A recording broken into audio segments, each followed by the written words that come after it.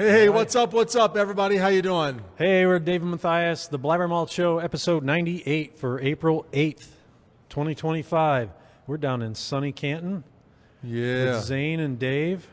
From Royal Docks. At Royal Docks, yeah. Here at the brewery.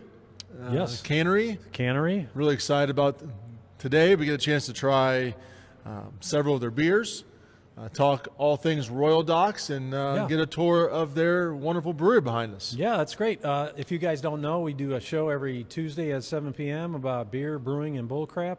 We also get into the aesthetics of tap rooms, the business of brewing. We like to meet the brewers and see how they went from beer lover to beer connoisseur to home brewer, and that transition into professional brewing is what we like to do. And we like to mix in a little bullcrap. Or a lot, depends on where we're at. Yeah, I don't know. Like, what's your guys' level of bullcrap that you're comfortable with? The highest possible. Okay. That's what we've heard. Ooh. Okay. Ooh. Scoville units of bullcrap. Spicy. He likes the spicy. Dave likes the spicy too. I like a lot of bullcrap. A lot of bullcrap. Yeah. So yeah, thanks guys for having us out. Thanks for coming out. Yeah, Appreciate nice it. easy drive down here. Happy to be here. You guys have several locations. We do. All right. So where you're at, as you guys alluded to, is our brew house and cannery. We're sitting at the bar in our event centers, and that's sort of what we call, I don't know, we call that the brew house, I guess? I don't know. Brew house and cannery and events. And then behind us, as you can see, is our actual brewery. This isn't our first place. Our first place is right across the street. It's about 2,000 feet away. It's the what we now call the original tap room and kitchen. So that used to have, and we'll see it later, a little brewery in it. Now we just do some aging over there. We don't really do any brewing, so to speak. Then we have a place in Plain Township, which is 9 miles and about an hour and a half away. Just the way you have to get around town here is really difficult to get over there. It's actually about 20 minutes. In Plain Township at Oakwood, we call that the Fooder House. We have 3 fooders there for aging as well. Our newest place is on 28th in Detroit, downtown Cleveland. It is, we call it the Tide House. And it's what I think I guess we're most excited about it just because it's new. It's a shiny new thing. But we also have a whole bunch of irons in the fire. Like, we just took over the space next to our tap room, and we're going to do some exciting things there. We have some irons in the fire serving some underserved communities south of us, kind of like out in what we would probably all call the sticks. And then some other things on the east side of Cleveland. We have a whole bunch of things going on. Cool, that's exciting. Yeah, I that the Ohio City Tide House just like it seems like it just November opened. 15th. Okay, yeah, so it is just open, I guess, in our world. Cool.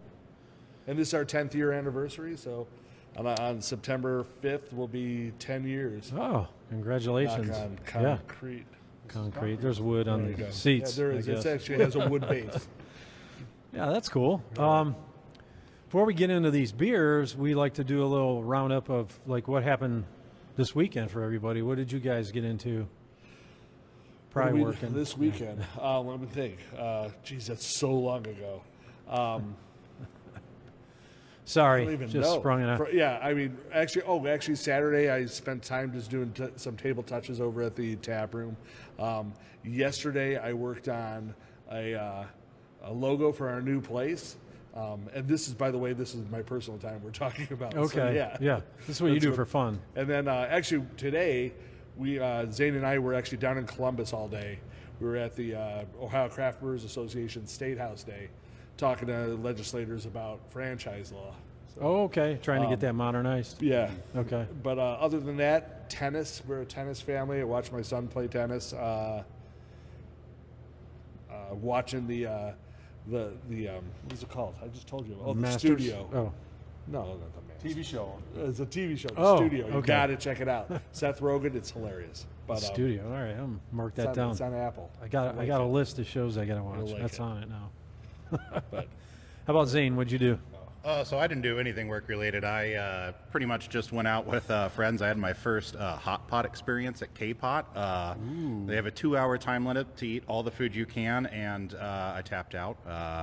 But it was a pretty cool experience. And then besides that, I was just hanging out down in Medina, just kind of enjoying the scene down there. So. Yeah, man. Where were you at in Medina?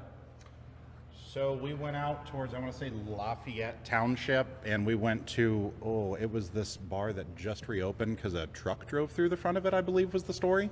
So Interesting. they like just reopened 2 weeks ago. So Nice. I don't know. Actually, you guys are going to be neighbors. You probably don't know this about Zane, but he and Courtney, who's his significant other half and used to be an ex-docker too, are opening up a place in Medina. Okay. It's called Hemingway's. Little Hemingway's Down Under is what you're calling it? Hemingway's Underground. Underground. We're like 2 buildings up from you at Medina Brewing Company. Nice. Yeah, we actually collaborated with you did. some cocktails over the St. Patrick's Day bar. Fantastic. Yep, absolutely. Cool. So, yeah, Liz So- is great down there. This is wonderful. Yep. I wanted to share that. That's why we're kind of leading questions. All right. That's what we wanted, leading questions. So if you didn't check out our pages, we are definitely excited about having you guys in town.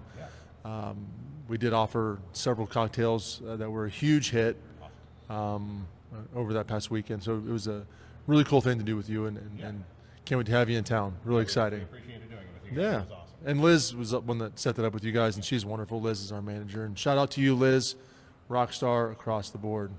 But So are these Definitely. guys. They're going to do great over there. I'm proud of them, excited for it. So we're hoping, we're hoping to sell some beer there, right? Yes.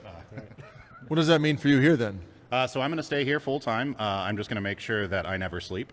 So Thanks. I will be out there in Medina. We will be open Wednesday through Saturday, 4 to 10 p.m.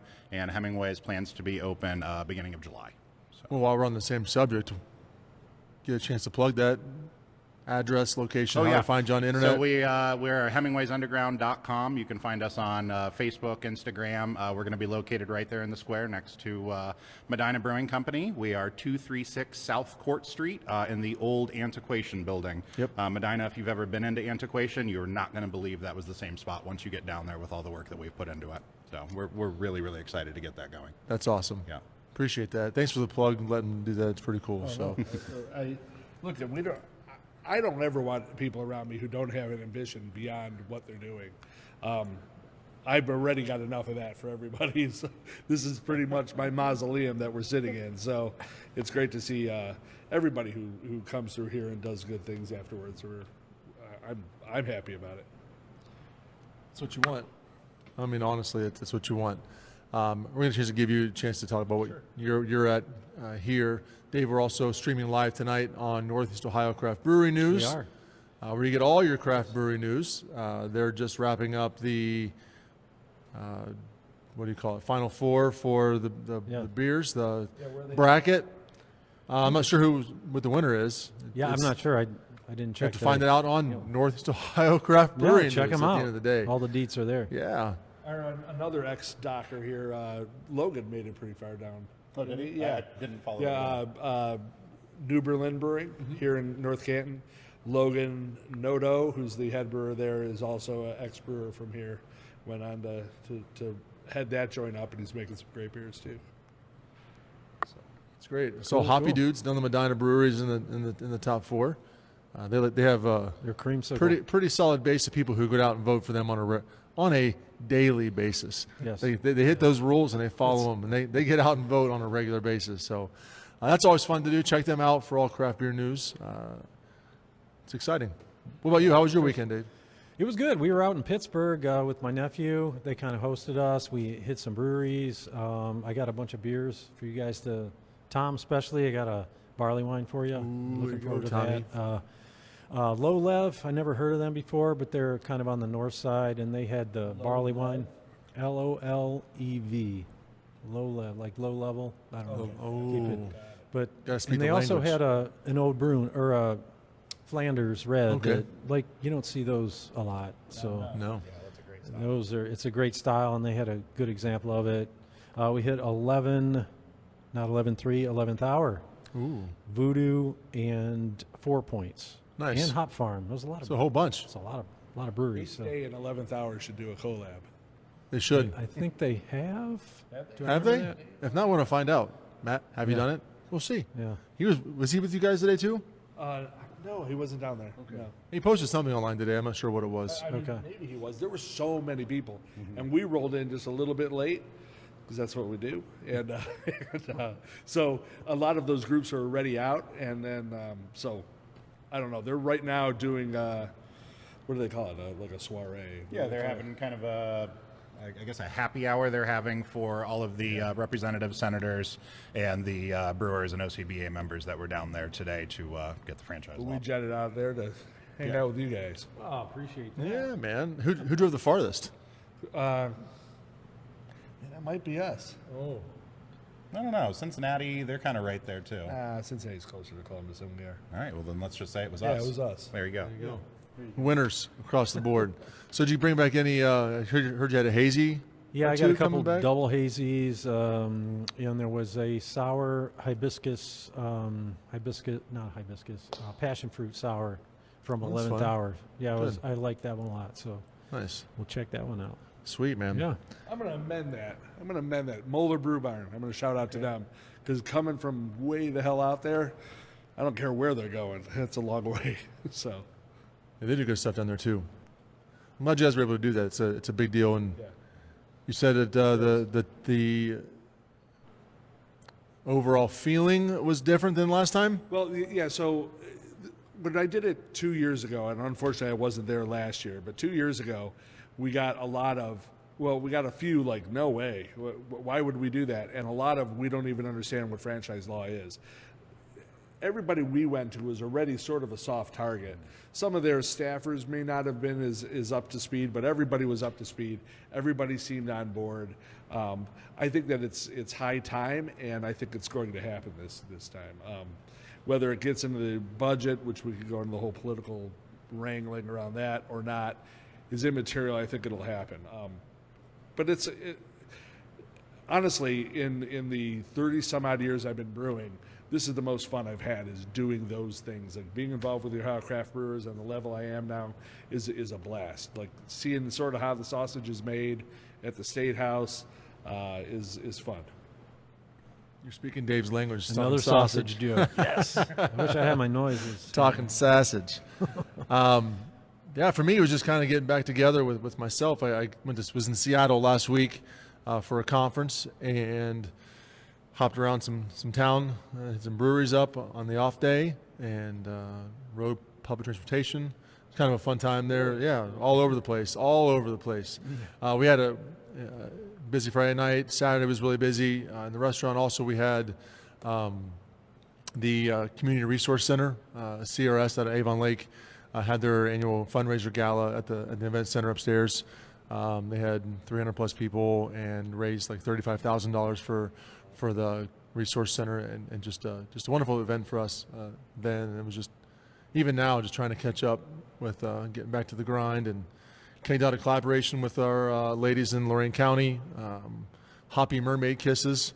So that's a fun beer that's going to be coming out pretty soon. They want to do a lot of crazy things. They wanted to call it like Sweaty Mermaid Kisses, or like, and you just, the Women's Day collaboration. Got it. yep. And so it's just I think Moist Mermaids would have been Moist a pretty good name. It's opportunity missed. didn't think about that. Yeah. Didn't think about that. I'm going to pass It my. might be beyond the bounds of the spirit of the Women's Day collaboration with that name. You'd be surprised. They like some crazy names. When I said Sweaty Mermaid Kisses, that was like the PG version of all the crazy stuff they were trying to figure out.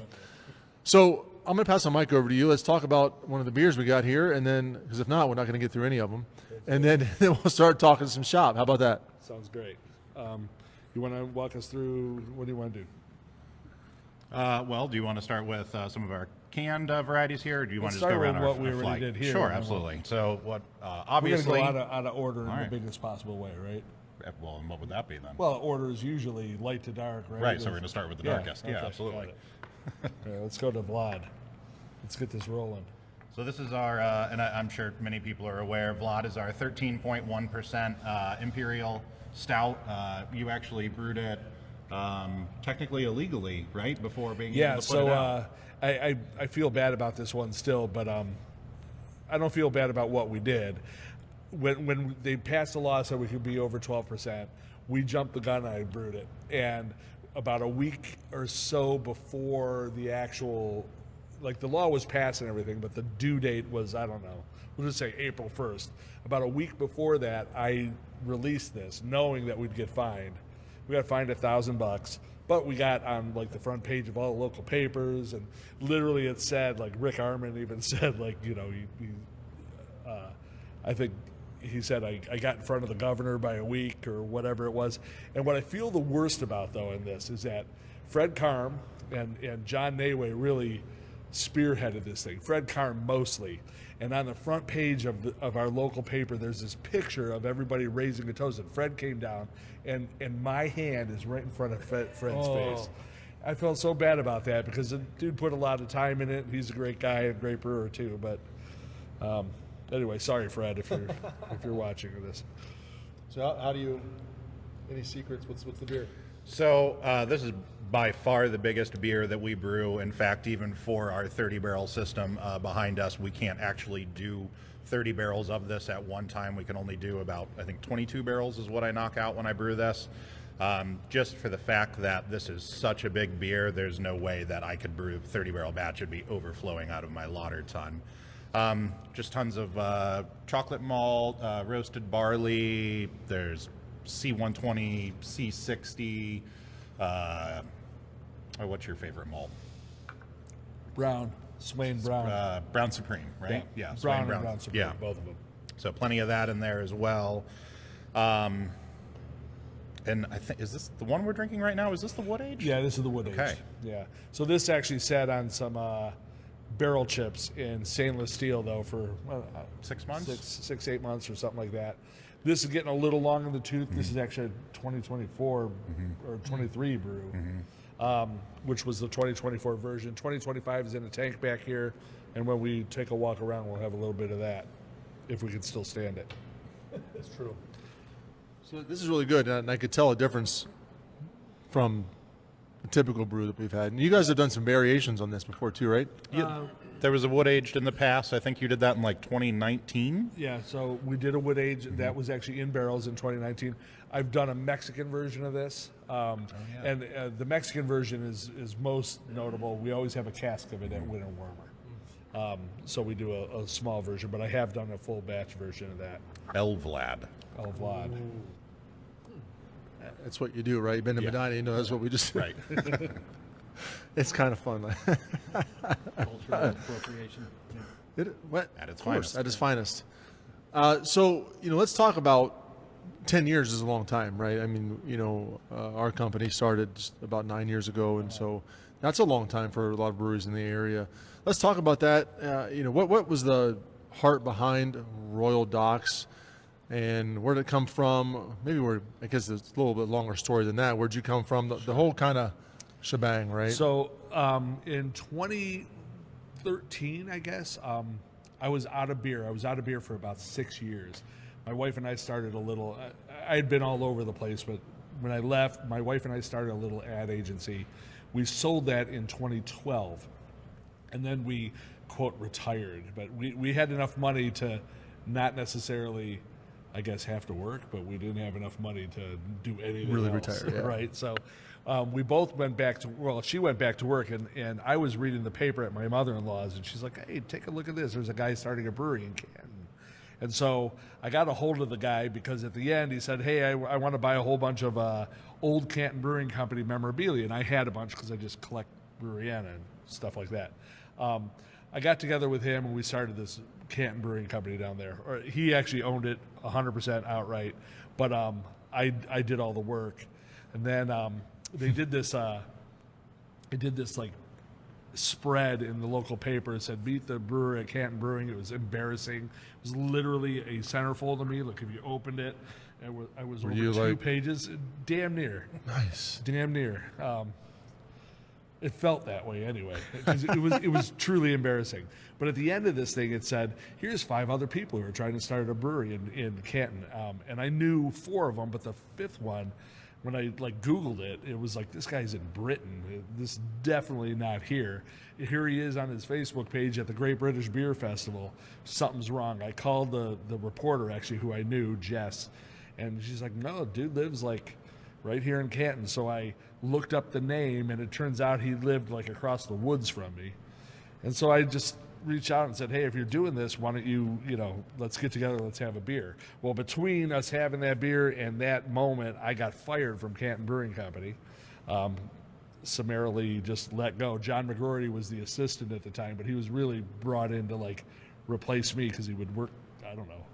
He didn't work that much cheaper. I don't know. Maybe Dave just didn't like me, which is actually part of the reason. I honestly believe that because he was so quiet when people would walk in and they'd be looking for Dave, they would assume I'm that Dave and like I upstaged him. And I honestly think that's a big reason, but whatever. Long story short, I got fired. I met John at Waking Lizard. We decided to do this thing, and here we are. The name comes from a place where he lived, which is a neighborhood on the east side of London. Mm-hmm. But I'm also a huge Anglophile. I'm from that British school of thought. I wrote a book on British beer. I've always been into that. So that was kind of a mesh. Sure. And September 5th, we opened. We opened over there with about 7,000 people showed up to our opening. We bought 5,000 wristbands. They were all gone by like 4:30 in the afternoon. We had Rusted Root played in our parking lot, so that was really the draw. We didn't have an amphitheater or anything like that. It was just a big free concert in the parking lot. So we sold out of every drop of beer, 70 barrels, and then we closed for 2 weeks while I brought out more beer. And that was it. Rest is history. Yeah, I'm sorry, 70 barrels, 70 kegs. Yeah. So I know you, man. 5 barrels. Still a lot of beer. It was a lot of beer. Every drop. I think I had like a sixtel of Saison left. Ooh. So much so that the sideliners, who were the F permit holders, they went over to Bueller's and they bought all the beer out of the coolers and came outside and started selling it for $5 a can, which is highly illegal, but that's what they did, and there was just no way to stop them. It was crazy. And then we started, I don't know, things went well for us. Started opening up some other spots, opened up this brewery. I don't know, 10 years, it sort of rockets by. On one hand, it seems like a whole lifetime. Sure. On the other hand, it seems like, months. I feel that too. Can we have some more of this? Let's do it. What's next? Right. Let's go to shits and giggles. Let's do Marriage Parfait. So Marriage Parfait is like what we called it, a limoncello lavender tart. Yes. I actually formulated this with my daughter. It was for her wedding. She got married in August. So it's good. This is I don't know. It doesn't taste long in the tooth, but it's a little old. So, I mean, a lot of these fruited and tart beers that we do, Stabilized. Yep. they hold out for a lot longer. Yes, Yeah. because of that, absolutely. That helps a lot. The pH is lower. That helps too, for sure. This is just a really nice, easy drinking beer. I wasn't terribly happy with it at first because I just wanted that lavender to pop more, but the more I've drank it, the more I really enjoy it. And it seems to be kind of one of our festival favorites right now. Yeah, I'll tell you Everybody what, just man, digs if you're this at beer. a festival, if you're anywhere but our tap room, people are crazy about it. But, it trickles out of the tap room, which is strange. But, whatever. My daughter liked it. That's all that matters is for a wedding. I've only had one other lavender beer. I didn't really enjoy it, right? So I'm not sure I'm happy that it's at the level what it is right now. It's there. Yeah. It's definitely there. There's way more lavender in this than you would expect. Yeah. It doesn't pop out. It's there, but it's not a huge popper. Sure, it's not soapy. It's not any of those things. Right. It's Thank you. prime. Do you guys? Are you planning on? I mean, just looking at some of the cocktails, that's kind of a thing, right? With the lavender? Yeah. Oh, yeah, no, absolutely. So part of we're speaking back about Hemingway. Yeah, now, absolutely. Yeah, no, totally. Just kind of. So at Hemingway's, we're going to have, all the classic cocktails. You're going to come in, you can get a Sazerac, you can get an old-fashioned, of course. They're going to be handcrafted right in front of you on the bar top. But then we're going to have this wonderful little section called, Courtney's going to say it better than me. It is her cocktail garden. That's what it's called. And we're going to have lavender drinks. We're going to have, just, drinks that have kind of a fruity or floral touch to them. What's the garden part of that? Just, they have floral notes. They have. She's not like No. growing stuff. No, or whatever. no. All right. Well, she can. No botanicals. Well, yeah. No. Yeah. Yeah. Well, no, I thought maybe like under grow lights or something. I think that's a great No, idea. we could totally do that. Absolutely. You are now that we mentioned it. Yeah. Courtney's It's on already camera. Yeah. Courtney's already on Amazon looking Right. up grow lights. Hi, Courtney. We have them. They're in the basement. Oh, yeah. I can Those are talk being about used. that now. Those are being used.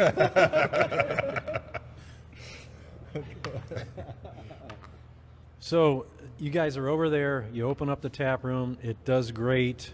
When did this property come up and how did you stumble across it? Damn near immediately. Like, so, you know, you're making beer and the ego starts to go wild, and you know, like, this guy will take it and that guy will take it. John specifically went to one of his friends where he used to go eat lunch when he was out, you know, before he was in brewing. And we showed him the beer, and they were like, it was the Flip Side. I don't know, you know the Flip Side? You ever, okay, so there was one in Hudson, the original, and they loved it.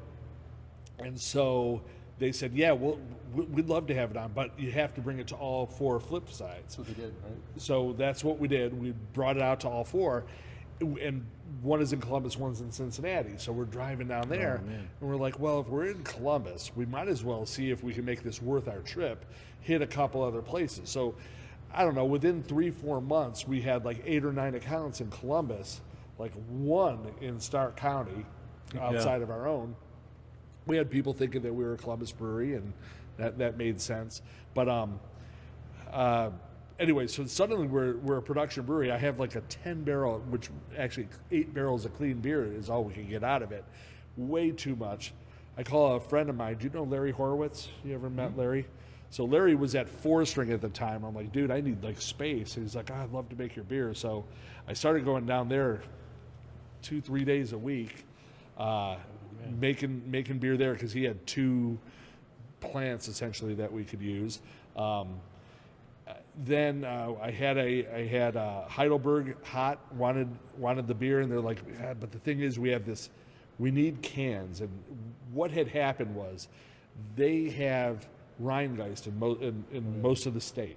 They were sure they were getting Rheingeist up here, so they did all this pre-sale. They're like, can't say it, we don't know, but you know, we want space in your place. And everybody gave them space. They were in the planogram at Giant Eagle with this space for this mystery product, and then they didn't get it. And they're like, we have a really weird spot right now. If you can give us cans, we have space for you. So we're like the last guys in that distribution door. And you know, Larry was already set up for it, and we started buying shrink labeled cans, and that's sort of how this came about. And then, of course, you can't. I mean, you can't make beer and make money if somebody else is making your beer. Yeah. So that's why we're sitting in this spot. Okay. Is that really we had that fish on the line? It popped. We needed a space. We needed it yesterday. This is right across the street. It was a dilapidated building. It's an old roller rink. It used to be called the Skatery when my wife was little. She used to skate here. When we walked in, there was no ceiling to speak of. They actually, the very first contractor we had here came in to put in one of our roll-up doors. He was like, dude, we were here like 3 months ago. The city asked us to give them a price on raising the whole place. Just so yeah, to the ground. Yeah, and we ended up with it. Here we are. That's beautiful. Yeah, I think they did a really good job. I love the fact that we kept some of the bones. Yep. The community here, you know, the old time Jackson people, they like remember skating here as a kid. We'll have people actually come in just to see the wall, whatever. But You better buy a beer. Come on. And my wife, obviously, she sort of grew up here, like in this spot. And my son was able to take like the last lap, like when we took everything out. We got him some skates and we got film of him doing a that's lap cool. around the place. Yeah. So, anyways, let's have some more of Nice. this. Let's do it. So I remember some of those pictures and whatnot. And when we first walked in, we came in the back door. Dave's favorite way to do. Hey now. Which day? Both Daves. It's a Dave thing. Must be. Is they have that really cool part of the building with the wall, and it looks like a skating rink. I'm like, that's right, it's a skating rink. And I asked you a question, like, because I remember that happening. We're looking back at the stories and all the promotion you guys got. you know, and I remember the days of, you know, I think we even chit-chatted when we first opened up, when you guys were still brewing down a 4-string, and just were, as we were looking to do some extra brewing, right? At Worcester. Yeah. Yeah. It was we were in Worcester together. Set up next to each other right when you first opened. Yeah. Yeah. Oh, that's crazy. Damn, that was a long time ago. And you were just down there at 4 Strings, and we're talking about what that looks like and how that plays out for you, and the struggle bus. Not that it isn't a wonderful thing, but how to do it ourselves in a meaningful way for our business long term, right? And to see where that's come is a huge deal. So, well done. What's the next beer? I just started drinking Downstream Jam, which is Midwest Fruit Tart. yeah. It's a 7.5% heavily fruited tart beer. I think there's about the equivalent to like 3,000 pounds of cherries per batch Something in like this. that. What did we figure out? It was like 110 pounds of cherries per barrel. Yeah. Yeah, so we are using a juice, but if you just extrapolate it all, it's like 110 pounds in a barrel. Montmorency cherries, and some dark. I forget what the Dark sweet, just yeah, Montmorency and dark yeah. sweet. Yep, Michigan grown, I believe. So we used to do this in a really strange way. We would do like a probiotic fermentation in the kettle. Yep. And then we just decided one day to give it a shot with a Sour VCA. Yeah, Sourvisier. And it's almost identical. What I liked about the way it came out before, and hopefully you can get it because I do, is that there's this like woodiness to it. It's almost like you're sucking on the pit of a cherry that I don't get in a lot of cherry beers, but I get it here. I always attributed it to that probiotic, but I guess not. No, it totally still comes through, and it doesn't tie up my kettle for 3 to 5 days. That's a bonus. Mm-hmm. But It almost has like that super earthy, almost cinnamon, not cinnamon, but that kind of barky. yeah, that's right. Yeah, and it's wonderful. It's really good. It's like you're sucking the last little bit of the meat of the cherry off the pit. It reminds me of a lambic almost. It's really good. So, you know, we're What's gonna. really good is that Ooh, mix. I'm gonna have to try that. I don't know if we have any. A little bit of. I got a smidge, a little bit of 10%. we cut it in half. Oh, I'd go half and half, but Well, that's fun. So, talking about kind of that European God Save the Queen mentality, right? You did some of your training and you brewed over there, right? So, can we talk about that? So I was fortunate enough to have the opportunity to do some coursework at Harriet Watt, and in that they have what are called externships. We would call them an internship. I ended up working for several months at Marston's, which is in the Midlands of England. I love that place because of the Burton Union system. What a cool historical thing. Sure. So I got exposure to that, as well as obviously just the regular, the big open squares. Yep. And then also at Murphy's in Cork, Ireland. The coolest part of that, other than being in Cork, Ireland making beer, was that they wouldn't let me within 100 feet of the actual stout. But they had the contract to make Fuller's ESB for the Ireland market. So everything I did was really on that Fuller's contract, which I think at the time, man, it was probably 25% of all the beer that they brewed. Out of that product stream, it wasn't just Fuller's. They also had a lighter product that was a little bit blended down the way with some water. That was, I don't know, they're blonde or something like that. But that Fuller's stream was cool to see what, how they made that. What the enlightening How's thing. that served there? That's important.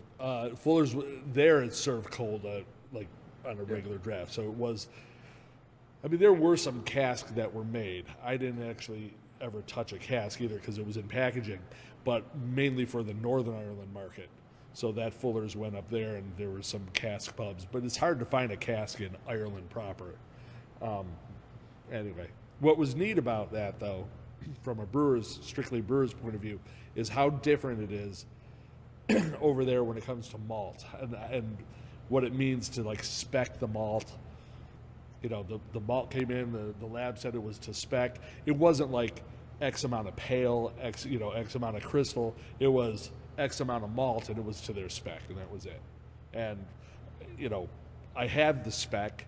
It's very much like a pale malt, sure. But it's got a little more color to it than we would be used to. Sure. And then in today's world, many of our customers are preferentially looking at some of the lighter product. At least in terms of my area, I'm not sure what you guys do. I know you kind of lend more towards some of that vein more than other people do. Kind of ride your lane, which is great. Yeah. So, Zane, I feel like the level of bull crap has waned, so I'm going to interject. let's do it. Let's interject it right now. Just- Wait a minute, time out. I gave you backdoor jokes. You did. More than one. Okay. Okay, we're good. I know. You spent time in London, so I wore my Ooh, Iron Maiden shirt. it was on purpose. Formed in the late 70s in East London. I don't know if you're a metal guy, Iron Maiden fan. I mean, I know of Iron Maiden. Know of them? That's good enough. I'll take it. And I'll take I don't it. know. In England, an Iron Maiden is a torture device. So, It's true. Yeah. It is. It's a Yeah, I mean the medieval music. device. Yeah. it's a little tough. It's a little rough on the ears. Oh, it's music to my ears. I hear you. But now, if you would have showed up with the Clash, that Oh, I could, dude, I could have. Well, I London don't have a Calling? T-shirt, but I am a fan of the Clash. all right. I'll get you a T-shirt. Okay. Yeah, that's a promise. Oh, sweet. Hear that? What size you wear there? Small? Yeah, Extra small, medium. Yeah, Is that a lady small? extra medium. I like a nice belly shirt. It's facts. So as we step into this next beer, we'll talk about this and the collab, but then we'll get to Zane in a minute about what your background is. But this beer was something that we already kind of promoted on the show. We were at Boss Chicken and Beer and had this Sugar Daddy beverage, which was fantastic and really kind of set the tone for that. We helped you release that, and I hope it went really well for you. We enjoy it. Talk about it because it's next and what that whole thing was with the collaboration. So first of all, sorry we couldn't make that. Where were we? What was the issue? Oh, it was our Ohio Craft Brewers Conference. We were we were in Columbus. and doing we were Craft going to Brewers come up Conference for that episode, but especially when this came up today, it was at another Ohio Craft Brewers thing. I can't tell this guy no again, and I want next week, by the way, just so we're all aware. But I want to do that. That's good. We'll do that again. This is fun. But so sorry I couldn't make that, and I think Melissa did a great job at that. Killed it. But go for it. Yeah, so the Sugar Daddy white stout that we have here, we put, 4 or 5 cases of the actual Sugar Daddy candies into it, which those are just terrible to unwrap, by the way, if you've never ate them before. Yeah. You just have to sit there and pick it out of the caramel. You can then shatter it and then remove the stick from it to put it into the I'm going to to the mash. dispel a myth, and I'm going to tell Melissa she's wrong on this one. She said we didn't remove the sticks. Yeah, sticks in it. No, we did. We cut off all the sticks except for the little part that was in the caramel. So there was some sticks in it. there was just But a tip. Just a tip, just to see how it feels. There you go, Dave. Thank you. Boom. Anyway, there's some stick in it. Not as much as she. Some stick. That's yeah, not as some much as she stick. said. Yeah. That's what she, anyway. You're wonderful. That wasn't to you. That was more for him. And by the way, 4 or 5 cases in 30 barrels isn't a whole hell of a lot. But it came through. God, it came came through.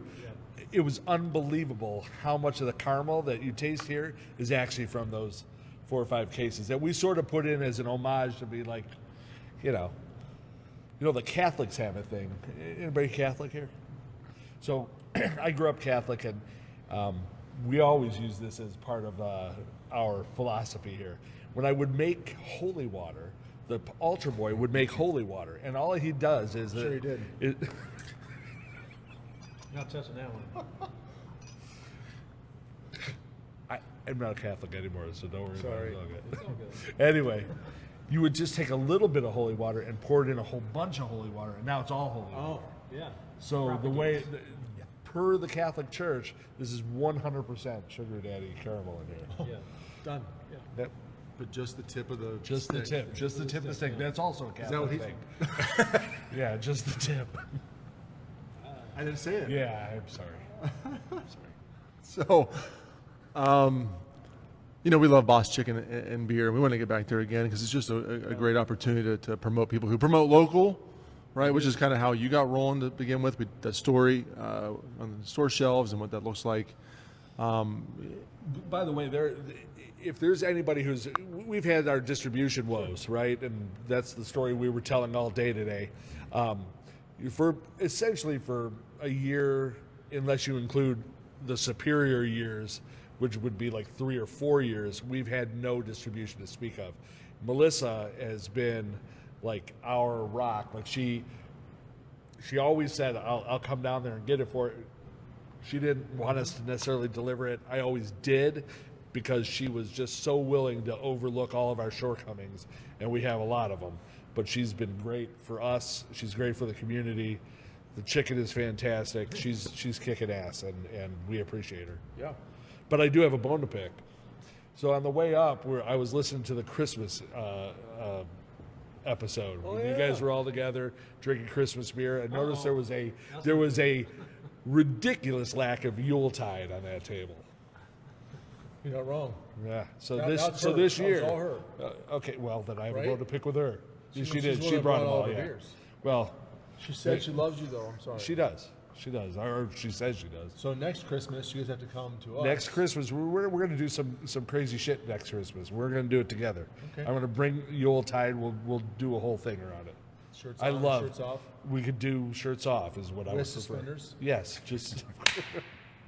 I love Christmas beer. I'm probably the only brewer who I will do. admit it. I love it. And you guys do a festival out there too, didn't you? Do something? That's awesome. I'd love to do something with you. Yeah, it'd be great. I dig it. I you know, it's one of the things. I don't know if it's just the we can start cracking in whatever you want. I don't know if it's just the fact that the homebrew in me, or just the fun. You get this for fun. I love all the traditional wonderful styles, and we try to. We have 32 beers on tap, so we keep a lot of those on. Right, you literally can get any of those normal styles across the board. Yeah. But I love beer and fun beer and cool beer and hazy beer and fruit added beer and sugar daddy added beer, Christmas beer. I mean, even pumpkin beer. It's fine, right? It's just for the season. It gets you excited about what's going on, and that doesn't bother me whatsoever. I do dig it, and so. Yeah. Additionally, I mean, you love beer and especially the traditional things about beer. Well, also you have to realize that Christmas beer is sort of our thing. I mean, if there's an appellation for Northeast Ohio, that's it. Munich has its Dunkel, Pilsen has its Pilsner, we have Christmas beer, and we should celebrate that. And I hope to, we're doing a competition this year. I don't know if you know about that, the Ohio Craft Brewers Association. She did. Okay, so one of the things I'm proposing, and I hope everybody's down with it, is to have a category just for holiday spice beer, especially because the what do you call it? The entries are due right in that sweet spot, November. We all have them out. Sure. Perfect. Anyway. So what beer is this in? So this is our Royal Pilsner. This is our Czech Pils. This, all the malt on this is the Bohemian Pilsner malt. We put a little bit of dextrin in there for some head retention. But besides that, this is just pure Bohemian Pils malt and a bunch of Saaz hops in there. I think somewhere to the tune of 15 pounds. So it's nice, clean, crisp. It's one of my Skanky. favorite beers I love that it. we do. It's so good. Plus pouring it off the Luker, I mean, it's just so much fun too. We've got those Luker side pools at all four of our locations, considering we have that here as well. And that just really adds a nice touch to be able to drink that through the small bubbled foam. It really makes it a nice experience to drink. We also a have a Pilsner. fifth Luker that we lent to Logan. Yeah, over at And New Berlin, thank you. he's doing his Pilsner Yeah. on it as well. Yeah. And that's our next edition as we expand out to the new building. In Lorraine, we have 32 beers on tap. We're expanding those 32 beers out to the new outdoor bar, Shipwreck area, which is a totally separate, same property, outdoor bar right on the water. Is to reinvent inside a little bit with those side pulls, because we do make those traditional beers, and this is and people talk about it being clean. I love it when I drink it because I'm like, the skunkier, skankier the better. Like just that kind of true to form, malty German hops. Yeah. It's just wonderful. It's funny you mention it that way because it is. I do call it clean and genuine, but you're 100% right. It is a little bit on that like funky, skanky note, and that's what makes it clean, which is very strange. So good. So I don't want to say that being a bad thing. No, not at all. Funky, skanky. It is like that is what you want in that Czech Pils. It's just really good Yeah, I mean, because you're getting what the beer actually is, right? yeah, I mean, these days we're drinking so many hazies, you know, and it's pillowy, and you don't really get that skankiness. It's No. yeah. This is good beer, good hops, good beer. Now the pillowy hazy. Oh, I love it. I love it all. We're good, guys. I just was saying, making sure we didn't need to fill more time. So, hazy wise, we talked about this way up here, right? 32 beers on tap. What beers are out there, and you can probably tell me what it's like out here in Jackson Township. But I think our number one beers always are lager, light lager, pilsner, whatever that looks like, and then it's almost like a West Coast IPA style. Right. Number two, and then whatever hazy we have on draft, right? And we have probably like 4 or 5 hazies on a regular basis because I dig them, right? I think the science behind this, literally, I've spent more time in my life looking at the scientific background and how to produce a stable, ridiculous, cloudy, fluffy, beautiful, hazy beer that is stable than anything else we've ever done. Hands down. Absolutely. By far. I mean, the amount of work that we put in to get to a nice, stable haze product right here has literally taken us probably all but of the 6 years that I've been here, I think. I mean, I remember our first attempts at hazies with the whole roll, the can, and all that, and I was like, oh, no. We were all learning. Absolutely. Come a long way. I mean, I love this beer. This is, I would say, probably our second best-selling beer at this time. Our number one's our Backyard Crusher. Our number 3 is probably our Northeast Lager, and then would be our Royal Pils. Yeah. And that changes too, though. So sometimes it's pills over Backyard Crusher. Yeah, they all flop around a little bit. Hops. So we've got Idaho 7, Mosaic, Citra, Centennial, and Nelson Sauvin. All phenomenal haze producing. Brilliant. Use the Helio Gazer yeast because I'm just a big fan of those stylized yeasts that they're doing out of there. I mean, it makes a massive difference. Never played around with the mash hopping because We don't do that. I don't want to hurt the animals that get fed, and I'm not really sure of how all that works. I know you can't feed it to dogs and cats. I don't know about horses and cows. You smell that phyllogy. Oh, yeah. In a good way. Like, Yeah. And the first thing I said to you was Mosaic. Yeah, and Citra. Mosaic, This is- Citra. Mosaic is Yeah. bomb. We've done a couple Idaho 7 solos. And, I love it's Idaho pungent. 7. It's Yep. pungent. I hope you're being picked up. It's fine. No, that's good. And honestly, my favorite hop for me, one of my favorite hops going into a hazy, if done correctly, with an addition of I can't do it by myself with only this hop, but Nelson. Oh, Nelson's is amazing. freaking crazy. Yeah. Like to produce a hazy with that kind of complex, the notes in there are just like almost gooseberry / fruity, but with the touch of dankness, it's killer.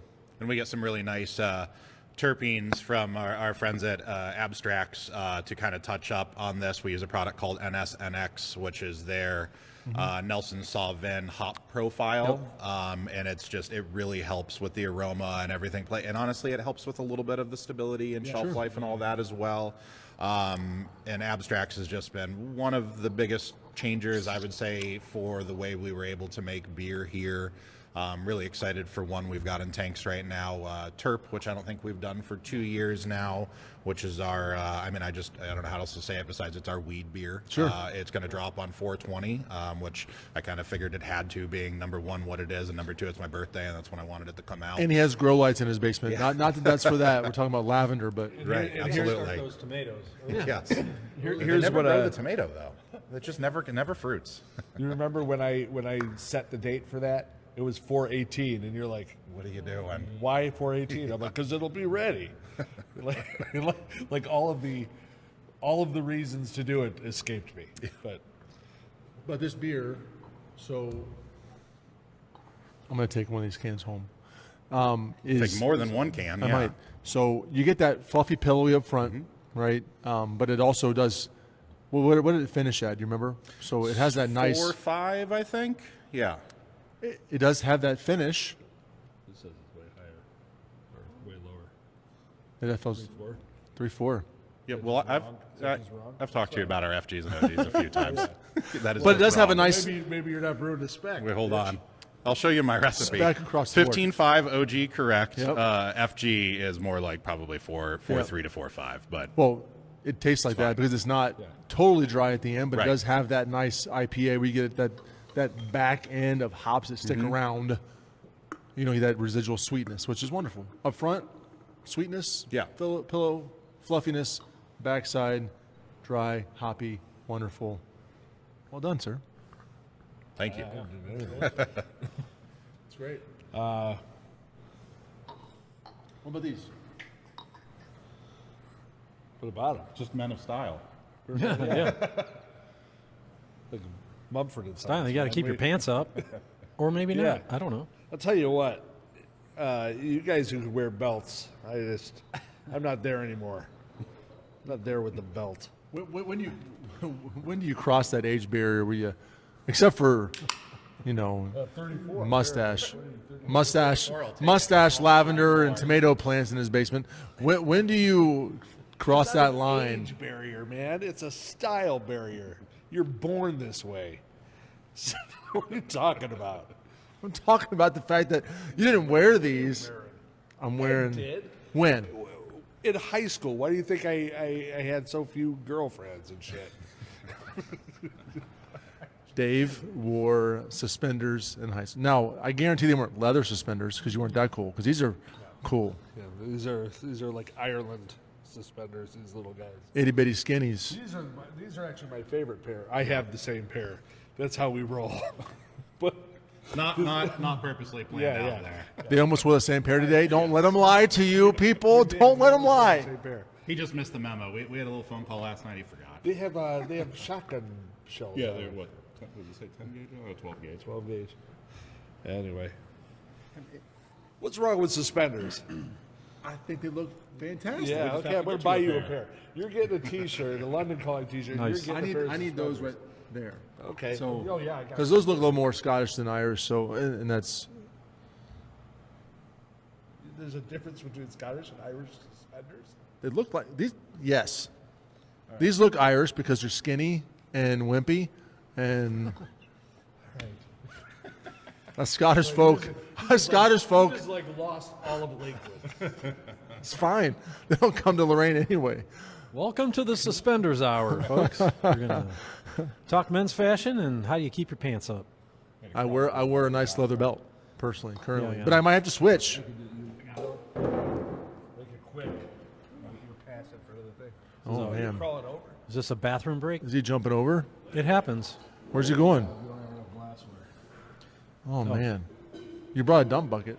Yeah. So Dave brought a dump bucket just in case we wanted to dump our beers out, That's what I was going to do. just in case they weren't good. But I'm they're just all kidding. good. I'm just kidding. They're I'm all just good. kidding. You can put that in a hazy glass. That's fine. Yeah, I'll just hammer this. You know what? We already opened this. Which one's that one? Lovabond? Love about it. So this is a white stout. So much different than the other. Well, the caramel. The stick. I'm sorry. You No sticks in this one. They have a, This one has no stick. This one's no stick. This one had just the tip. yeah, of the no stick. This one has No stick at all. I'll make sure to throw one lollipop stick into every mash going forward for you guys. You know, Zane, do you remember when we had Lovabond last time? Did it seem like it was as popular then as it is now? Yeah, I mean, this is definitely one of the beers I get asked about the most I when know. we don't have it on. Well, that's just it. Is that like I felt like it wasn't a huge hit, but then people would not stop asking about it.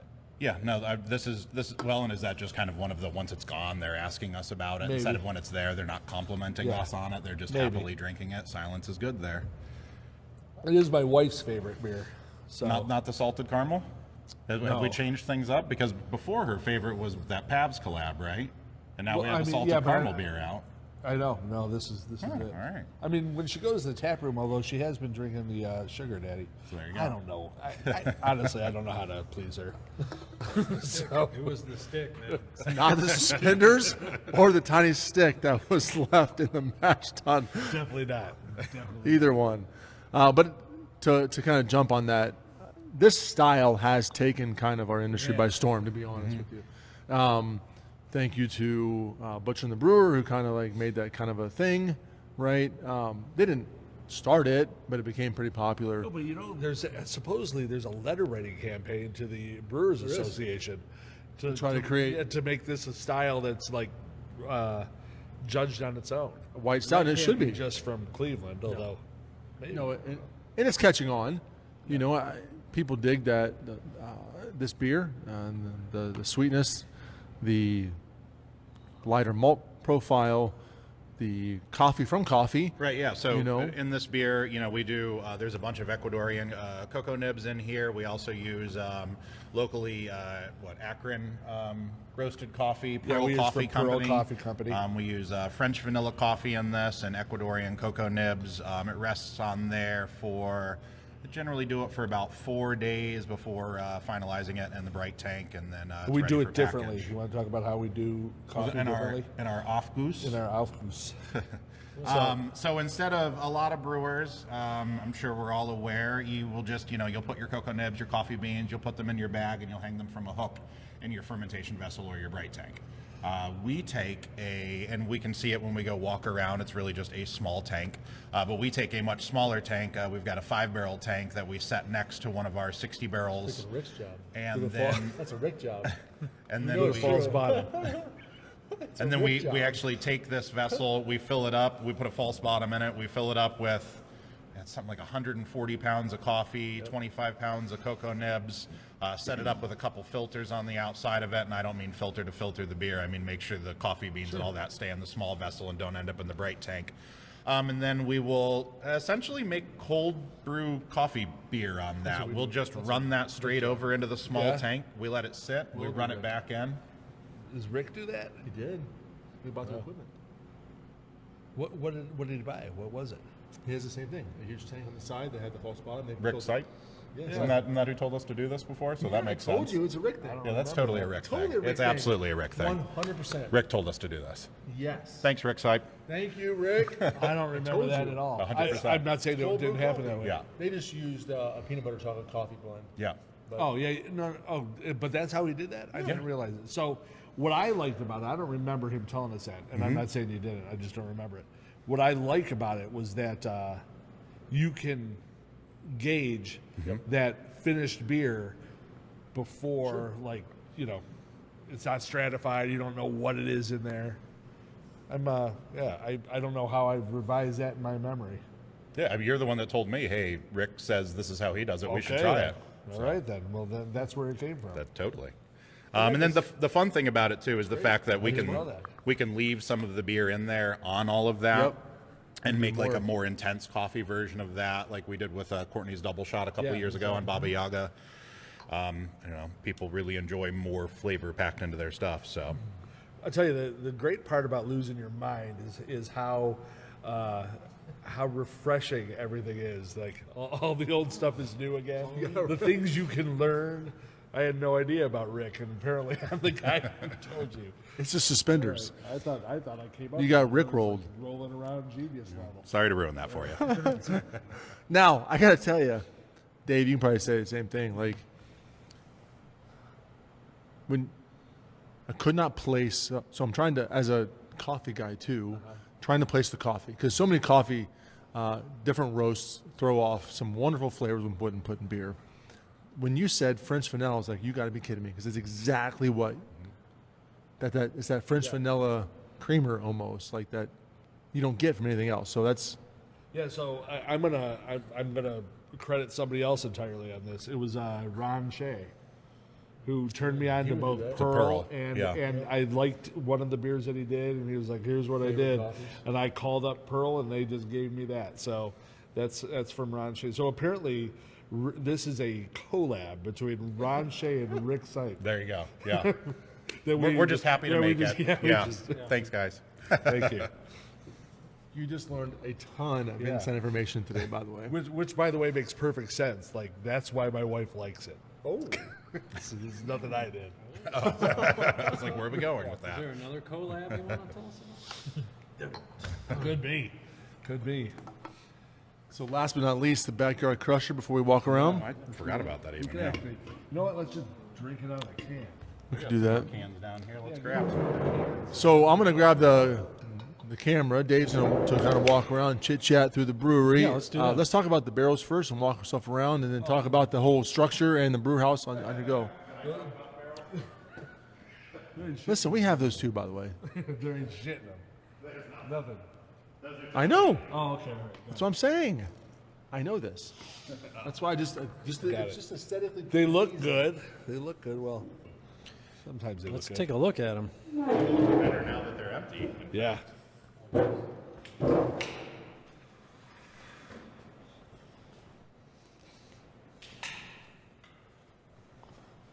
We're just ditching the glasses. We're just drinking out of cans now. Yeah. All right, let's do this. This is actually when we first launched this beer. Like, I didn't want to put anything on the can. I didn't want to put a style. I didn't want to put an OG or an FG like we did. The whole point was just to be, you know, there's thinking beer and there's drinking beer. This was supposed to be just a drinking beer. Yeah. And then everybody started asking, what's the style? So we had to make something up. I made Ohio style lager up. Much better. It's really, than it's just, Ohio pizza. yeah. That was the idea behind Ohio style. We're like, okay, because we put our spices and everything in cold side on most of our beers. And then Ohio style pizza had cold toppings rather than hot toppings. So we're like, okay, Ohio style lager. Yeah. And then, of course, the first thing the sales guys want to do is sell it in Pennsylvania. Well, you got to take Ohio style off of it. I'm like, they have the Ohio River. Yeah. Hey, we drink Iron City here. I mean, screw you. Do we? Yeah, I was gonna say, do we? No, Where do you get Ohio? sometimes. So this space is actually our event center, and it's usually filled with tables. But we have a 720 market here this weekend, and so we got rid of all the tables that are stacked in the back. Actually, We physically do things. well, I meant we, the royal we. Yes. No pun intended. And these barrels used to have a whole bunch of beer in them. We did a collab with these guys. I don't know if you ever had their stuff, High Bank Distilling. Whiskey War. It's really good whiskey, yeah. I'll send you, we have some around here, right? I'll give you some before you leave. Really? Even in the back? Anyway, it's good stuff. I don't know. Where do you want to go? All right. My wife would love this. She loves the lime lager. We're doing a version this year we're calling Island Crusher. It's got a little bit of coconut in it, too. Oh, even better. I love the logo, by the way. Let's talk through that real quick. So, I don't know. It's Royal Docks logo. The crown, to you and I, or to everybody, is really a crown, but it's reminiscent of the cranes that line the actual Royal Docks in London. Royal Docks were the largest docks in the Western Hemisphere. It might have been the largest docks in the world at one time. They were actually the object of the German Blitz. The reason that they shut off all the lights was because, you know, the docks with no lights in it, because they were huge bodies of water, were really easily visible from the air. And then, of course, these cranes line the docks till this day. And right now they're like a revitalized area, and there's apartment buildings around them, but they still have the old cranes around them. Have you been back recently? The old stomping The grounds? last time I was there in 2018, so it's been a minute. Okay, well, still. You see how the logos for all the Yeah, there's a different lot of beers and secondary stuff. Yeah. logos up there. There's some Yeah. logos for beers we don't do anymore. Some we're not allowed to do anymore. Which is one of my favorites. Yeah. I wish we could do. We can figure. We'll talk about that. We can figure that out. But so the idea originally was every time we made a new spot, we would put one of these walls up that had essentially every piece of marketing that we had at that time up on the wall. So the day that we opened this was everything we had ever done before. And then of course we open up another spot. If you go out to Plain Township, there's even more stuff on the wall. And then we stopped. Yeah, it's not in Cleveland, is it? No, not at all. We went with the map of London out in Cleveland. Which looks really good up there. Yeah. Yeah. Want to talk about the brewery? Yeah, absolutely. So over here we have our Italian-made Cimatec and Pantabera brew house. It is a 30-barrel brew house here. Because nothing says beer tradition Like Italy. Like Italy. Yeah. Yeah. So I don't know. Some days I love it. Some days I hate it. It's not the shiniest thing right now, but it's really clean inside. That's what counts. Yeah, the best thing about this unit is actually what I'm walking over in front of right now, because when I started over at Fatheads, my kind of main job every day was graining out, you know. The beautiful thing about this system is the fact that I can just throw a switch and open a door, grain falls out, and it goes whoop, right up into the ceiling and outside into a trailer. The only dirty part about this is the fact that we keep it packed.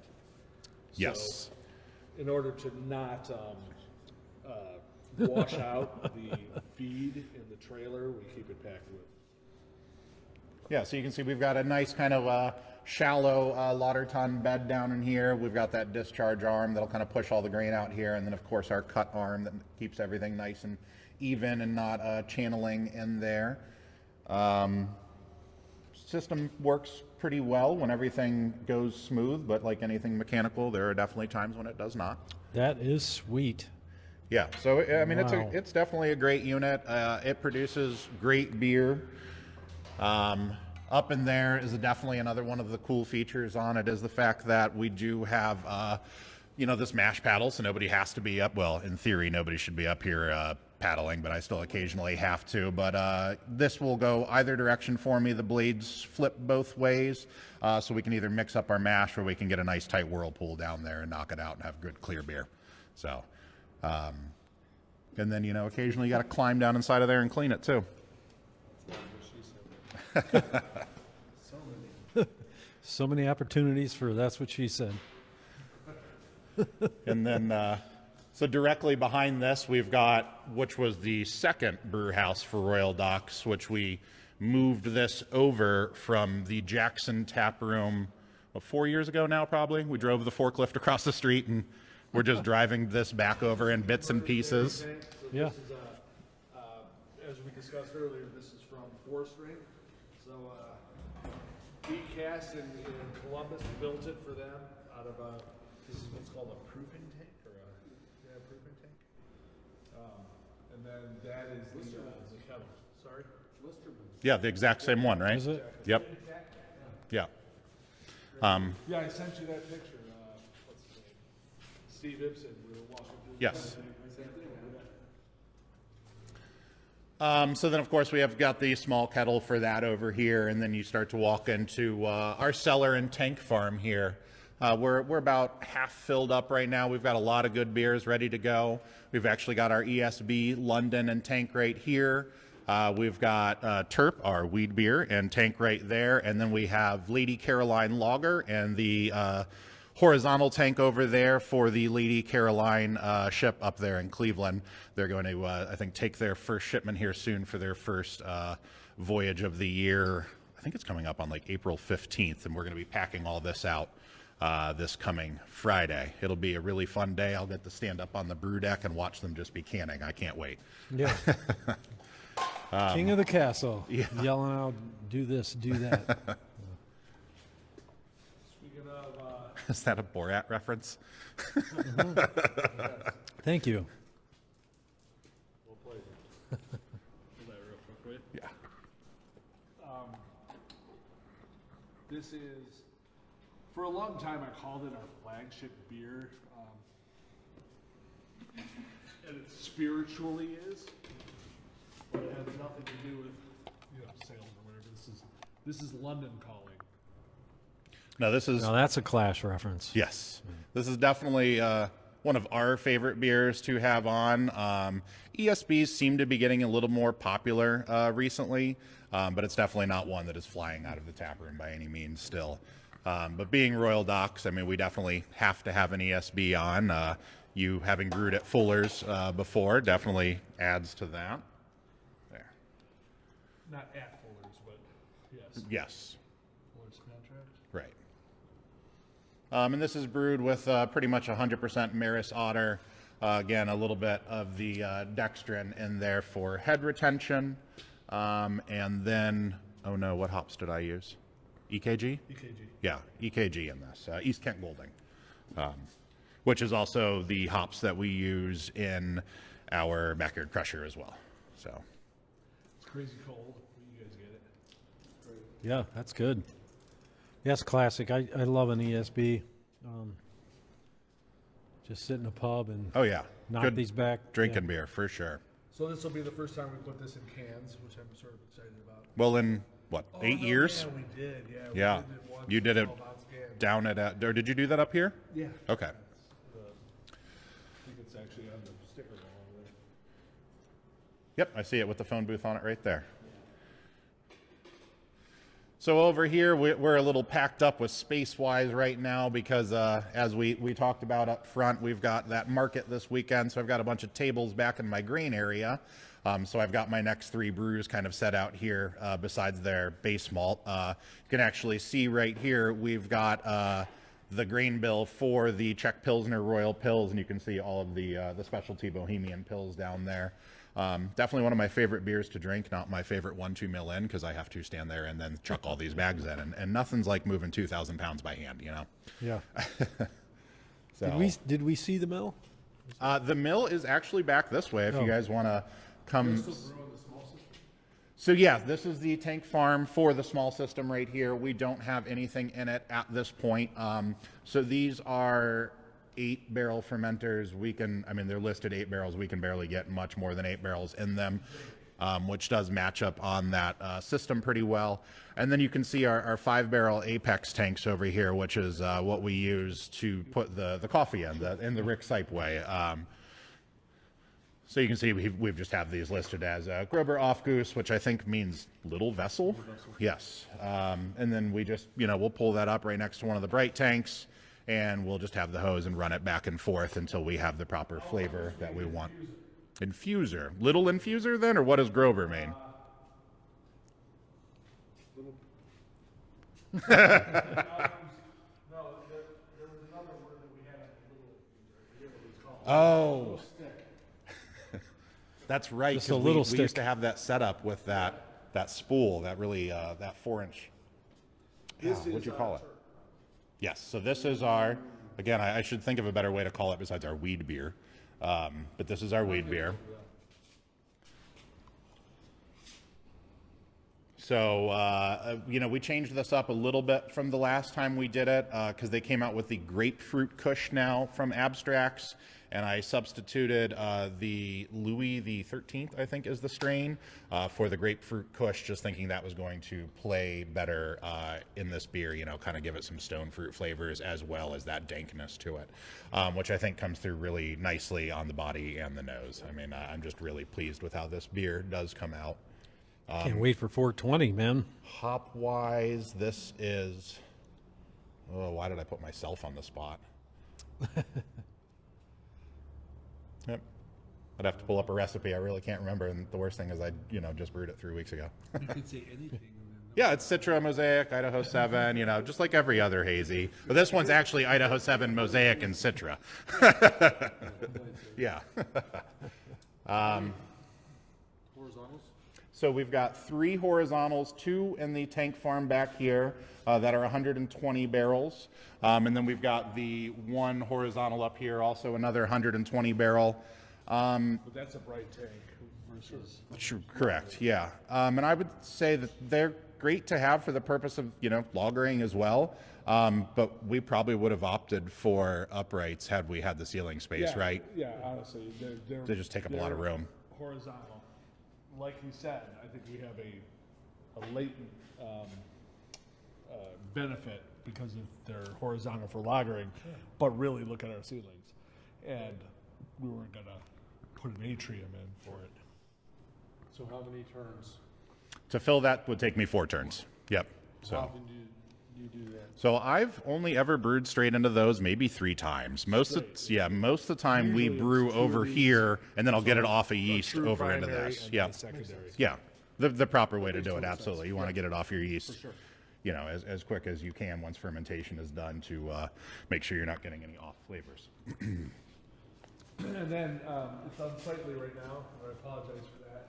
Our canning line. You want to do that? So our canning line is PS Angeles, which is made right here in Ohio. Pneumatic scale. They're really famous for their seamer, and you'll find their seamer in, every big brewery, every big soda. They do everything from canned tuna to sardines to beans. They do everything. But this is I don't know, what is it? Line number 3. Yeah, this is the third one that they built. The first one's at Market Garden. The second one is at Mitch Steele's place, New Realm. Actually, I think he's sold it. I think he's now got a 12 head there. But anyway, we love it. It's a metered fill rather than a timed fill. We're actually down right now with it because we're waiting on some upgrades. We're putting in some in-feed upgrades. We're putting in nitrogenation, so a nitro doser and all that, and that happens end of this month. Yeah, they probably will want to do it right when we're at CBC. Yeah, great. Long story short, though, we're using Ironheart, which have you ever used? Is that who you use? Okay. They're great. They're great. They're coming in on Friday to do a run of 3 different beers for us. BJ's local. Yeah, BJ's a good guy. Yeah. Oh, yeah, for you especially. Like 3 minutes away. Yeah. Oh, yeah, that's great. Were you using him back when he was Buckeye Canning? Yeah. Yeah. Stories about that. We'll talk about later. Yeah. Fantastic. Hey, Matthias, can Well, you the rest of the place? get a shot of these guys' footwear? These guys are. These are not brewers' footwear right here, man. They just came from the. There you go. Yeah. Damn right. And spenders. Well, they're High doing style, man. down at the State House today. Doing the good work. Now we'll just have to come out with like a charity brewers calendar, right? Yeah, for sure.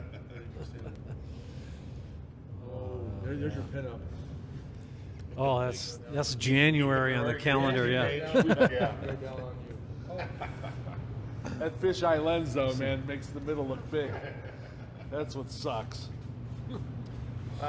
Did you say you were going to go down on him? Obviously, we have all of our brand storage where we keep all of our cleaner cans now. Some of my super sacks hanging out, which obviously is the majority of malt for beers. Of course, as you know, it is base malt, except when we're doing something specialty like the Royal Pills there. We've got. Oh yeah, I kind of forgot I was totally off microphone, huh? That's okay. We have a decent lab. Thanks. Yeah, Appreciate it. thank you so much. This is one that we are definitely very proud of to have. Is our office clean? Is our lab clean? You want to Yeah, go it's in clean here? enough, I think. Beer lab. We just recently re-added the door handle, so I continuously walk straight into the door Yeah, now. I do It's the great. same thing. I Yeah, hit it, and it's actually. I'll be sitting in here on the computer, and I'll just hear a cellarman walk straight into the door, and I'm like, So we have everything from we do PCR. We can we can do everything here. What we end up doing is what we need to. Really, lately it's been mostly an R&D lab. So those are all chemical flavors. Just looking at doing some Beyond Beer and some ready to drinks. Not necessarily brewing, but Do you want definitely. to talk about that a little bit more? You want to? Yeah, sure. Go ahead. Why not? I mean, fully. Let's just So open the bag. Yeah, we're doing THC. We're messing around. Yeah, we're right gonna now. do THC. We're gonna do some some carved seltzers, anybody some wanna drop? still lemonades. You know? Like, have to make it home. Yeah. Yeah. And the Department of Agriculture frowns upon that. Ginger oleo resin, turmeric oleo resin. I think one of our first brands is going to be a ginger beer. But you I got am affectionately calling it Dirty Harry or Prince Harry. I like it. Harry. Big Aston Villa fan, you know? Yeah, there you go. So, we don't know. We don't know yet. We're going to do probably 3 different brands.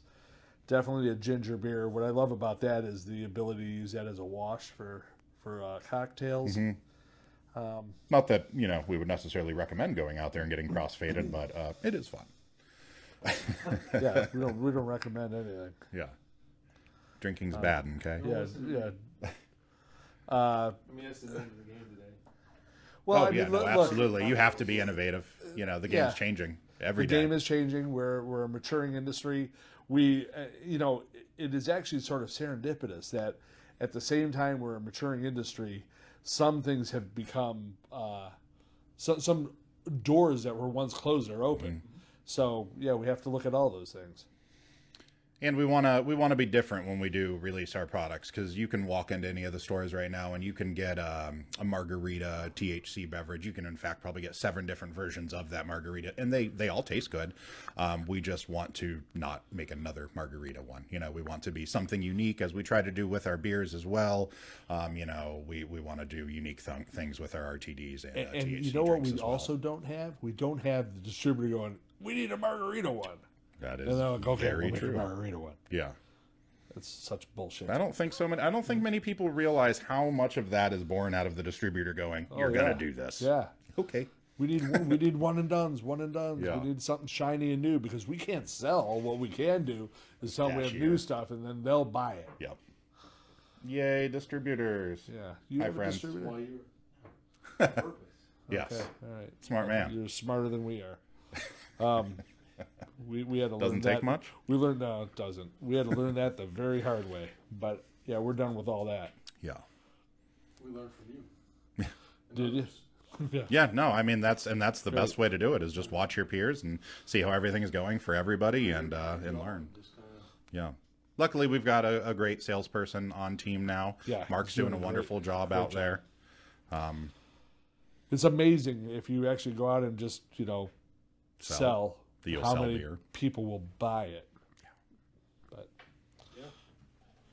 can finish in here if you want to. Finish in here. Yeah. all right. Stand over by. With some beakers and stuff. We'll stand by Zane. We'll put it right here. All right. Great. Guys, thanks so much for coming out here today and doing this with us. We're excited to do it. I'd like to do it again. Yeah, this was a lot of fun. Yeah, it was. Thanks, Appreciate it.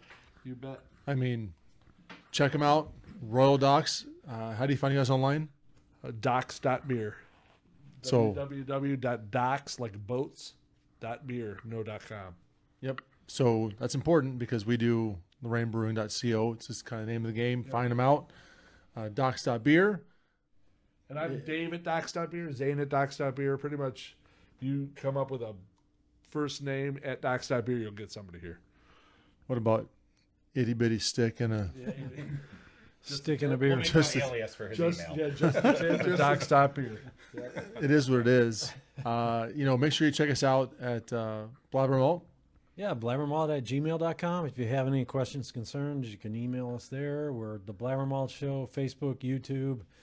We'll be on Spotify tomorrow and anywhere you can get video and audio podcasts. Yeah, man. You guys don't want to spend the $20 on blabbermalt.com and have your own name and blabbermalt? Oh, we have have all that the stuff. URL, but there's no site. Gmail. Yeah, All right. yeah. I mean, We have the. it is what it is, right? It's fun to say Some people are marketers, some people BlabberMalt Gmail. at gmail.com. It is what it is. So we're just guys wearing swag. You can at some point pick up. Yeah, Who knows? the rules have If changed. if I get you your suspenders and your T-shirt, do I get one of these? Yes. Do I get something We'll hook you up. Absolutely. Yeah. All right. Absolutely. Just met a great merch guy in Medina you should talk to. Which one? Help you with an online store. Sports World. Sports World. Brett over at Sports World. Okay. Fantastic, local. He'll set you up with a beautiful Nice. online store. and help We you use get eye the word candy to out. do the same thing. Okay, Eye so candy. it's local though? Yeah, as well? right there in Okay. Medina. Oh, yeah, perfect. I mean, I can't So- argue against another local person. So. No. Yeah, absolutely. We'll talk later about those options. Definitely. So How come you didn't bring this to us? I was about to bring it to you. Actually. Jesus. I got it first. I know. See, Brett. I've He got he rickrolled you. We got you, guys. Royal Docks has been a wonderful opportunity for us to see here. Maybe we check out other spaces at some point. Bring you into the studio. Yeah. When you're not hanging out with your kids. Not next week though, man. So. Yeah, I got down here. Dave's coming in the studio next week, but you know. We're giving you a pass. I think it's really important. You're not going to be there next week. Oh, I will be there. I will be there. Oh, that's. I think that's the Dave that's referring Oh, is to. that what? Yeah. Yes. Pretty sure. Mental note number right there. So, and then the week after that, we have We got Mike from Masthead. He's coming into Yeah, the studio. coming in the studio. It's going to be a good time. 29th, we're going to be out at Boss Dog in Cleveland Heights. And the 6th of May, Missing Mountain, Cuyahoga Falls. starting our back and forth with those guys. So Yeah, then they'll Next be Tuesday back. open, May whatever it is. What 6 plus 7? I think we is- got Phoenix coming in. Oh, After they're that. awesome. Or we're there. We're going to be there. I think. we'll get you in, I promise. This is a lot of fun. So appreciate you all. Great time. Thanks for sticking around with us, guys. This is a great opportunity for us to hang out with Royal Docks. It's been a lot of fun. Anything else, Dave? No, I don't think so. Cool, guys. Until Finish next up our time. beers. Stay Stay malty, malty, Cleveland. Cleveland.